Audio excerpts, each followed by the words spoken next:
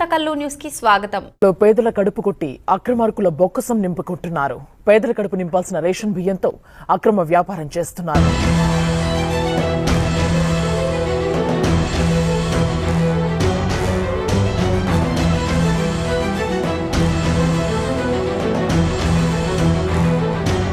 పేదల బియ్యాన్ని నల్ల బజారుకు తరలిస్తున్న రైస్ మాఫియాపై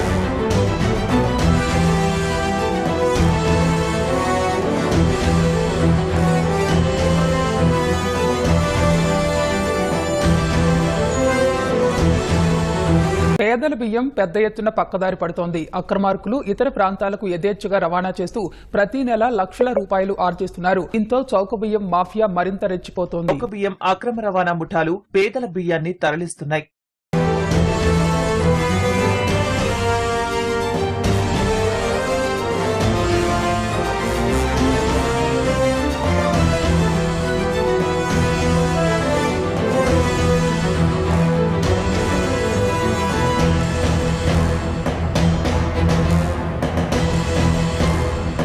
అక్రమార్కులు ఈ దందా నడుపుతున్నారు. సేకరించిన బియ్యాన్ని పలు ప్రాంతాల్లోని రైస్ మిల్లులకు సరఫరా చేసి వాటిని పాలిష్ చేసి పొరుగు రాష్ట్రాలకు ఎగుమతి చేస్తున్నారు. తెల్లవారుజామున రాత్రి సమయాల్లో బియ్యం రవాణా అధికంగా జరుగుతోంది.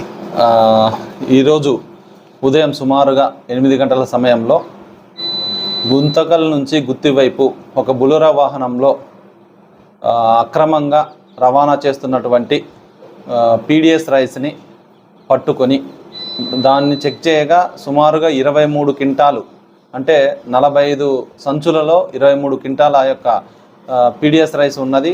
ఆ యొక్క డ్రైవర్ని విచారించగా అతని పేరు సురేష్ అని, గుత్తి మండలం కరిడికొండ గ్రామానికి చెందిన వ్యక్తి అని, ఇక్కడ గుంతకల్ పరిసర ప్రాంతాలలో ఈ పీడిఎస్ రైస్ని కొనుగోలు చేసి మరియు అదే గ్రామానికి చెందిన రామచంద్ర అనే వ్యక్తికి అమ్ముతున్నానని చెప్పేసి మాకు కన్ఫెషన్లో చెప్పడం జరిగింది.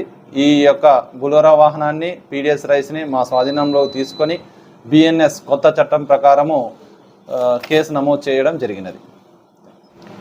ఇటువంటి